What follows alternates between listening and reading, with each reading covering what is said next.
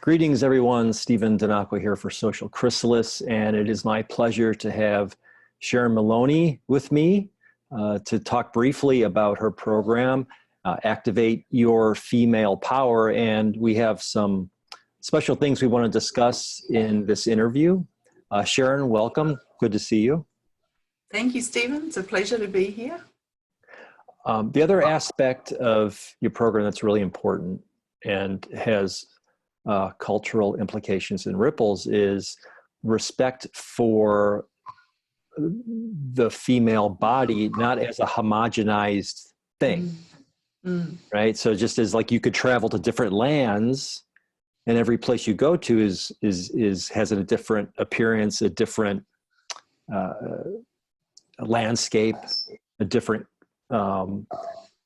kind of climate, temperature, air, all sort. It's true with us as humans, and there's not just our society has sort of exalted one body type as the ideal, and that's done so much emotional and psychological damage. Oh, it's done so much damage, that homogenized. It's actually a product of advertising and capitalism. It's got nothing to do with women ourselves.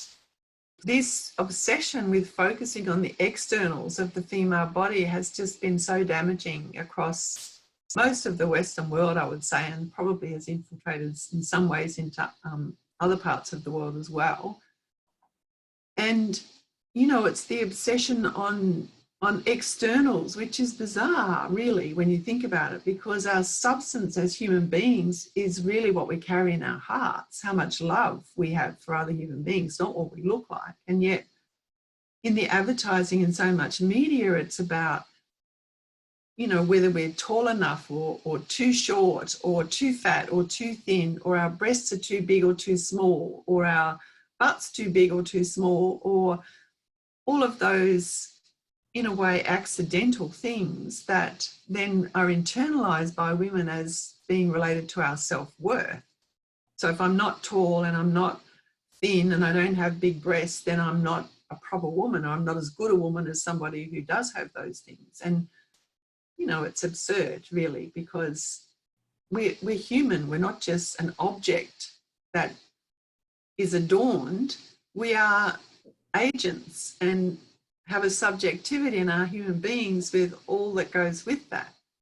So I want to shift the gaze, and the intention of both my book and my program is to shift the gaze away from the externals, where we get trapped into doing all kinds of things to try and cut ourselves to look like the idealized norm, to shift the gaze from that to inside. Because when I did that, my mind was just totally blown wide open about the magic and the mystery and the sacredness of what is inside our bodies, going on all the time, right under our noses, that we don't know anything about. And when you do that, when you shift the gaze to inside and you begin to appreciate the amazing biology that goes on there, for example, at the moment of conception, and what happens between that little fertilized egg and the mother's womb lining.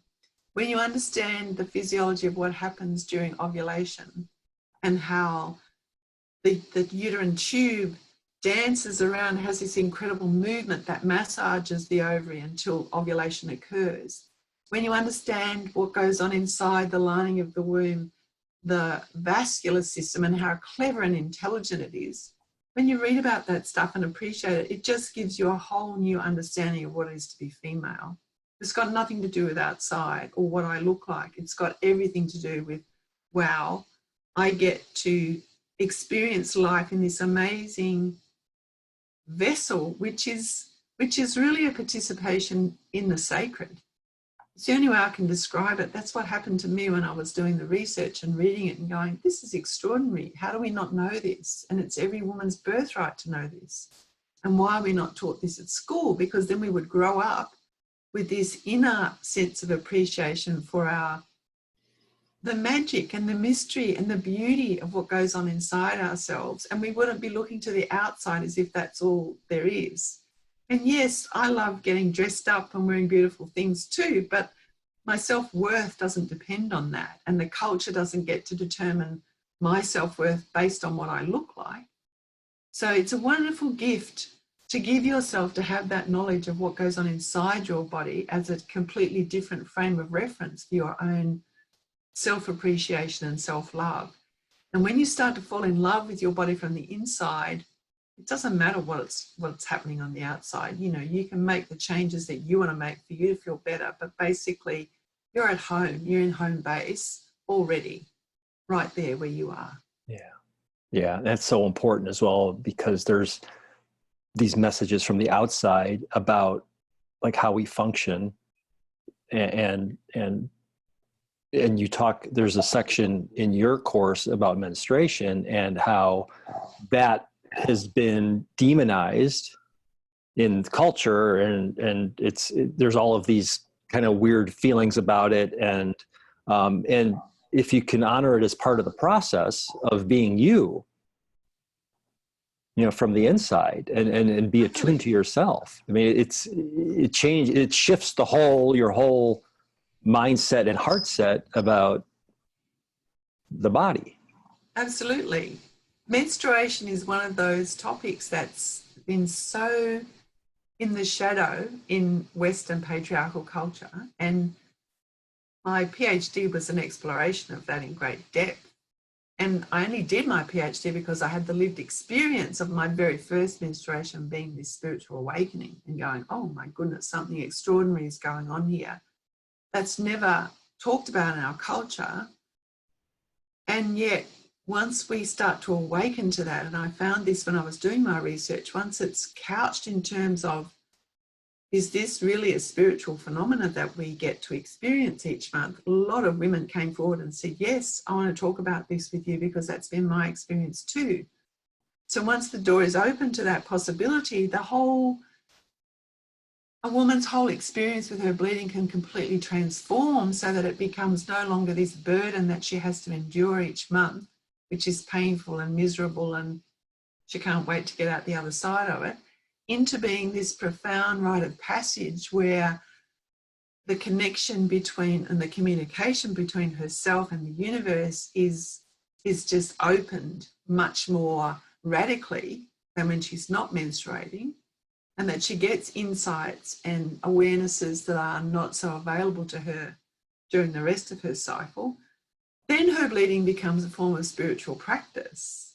And that is profound. That's so countercultural to how we've been raised, but it's actually a possibility that's available to any woman who's interested. And so in my program, the final session, the final module is dedicated, well, the second last module is dedicated to menstruation as a spiritual practice, and how we can do that transformation pretty simply and easily by just being receptive to the kinds of things that I'm discussing in that module.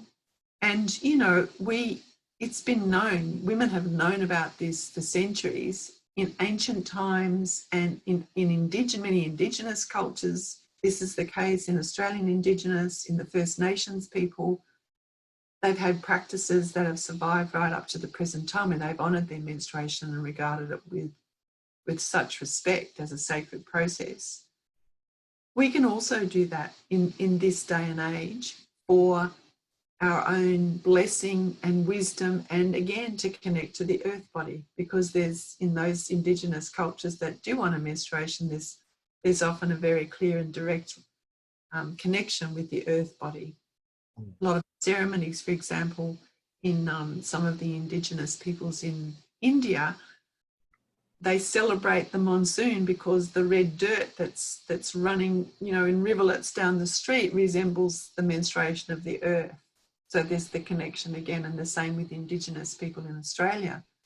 That red ochre out in the desert country is seen as a symbol of the blood of the earth.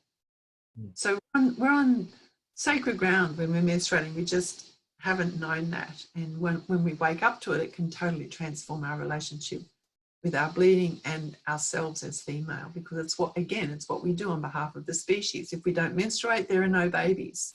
It's what we do.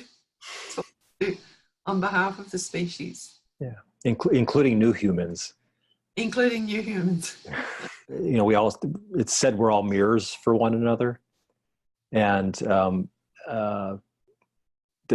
the really amazing thing, and it's in your book as illustrations, and we have some of it in your program too, is that there are certain aspects in the female body that are essentially look equivalent to places on the earth.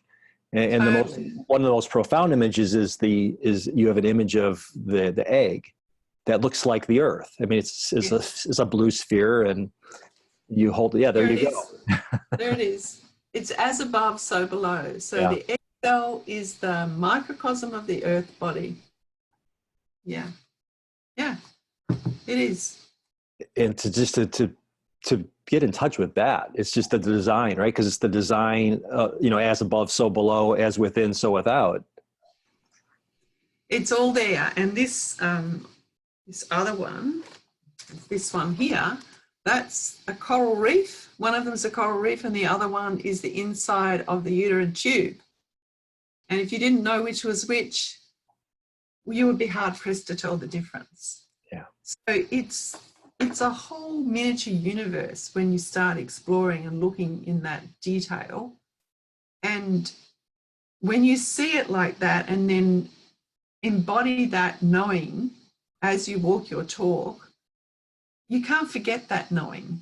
You can't forget that you are the walking embodiment, the microcosm of that greater earth body. And there's something very reassuring about that, and grounding and beautiful. It's just beautiful. I feel very privileged to be the recipient of that gift that I get to now walk into my life and have the honor of representing her in that way, the earth body. Yeah. And Sharon's program on Social Chrysalis is Activate Your Female Power. Just go to courses and you'll find it there. Thanks, Sharon, so much. Thank you. It's been a pleasure.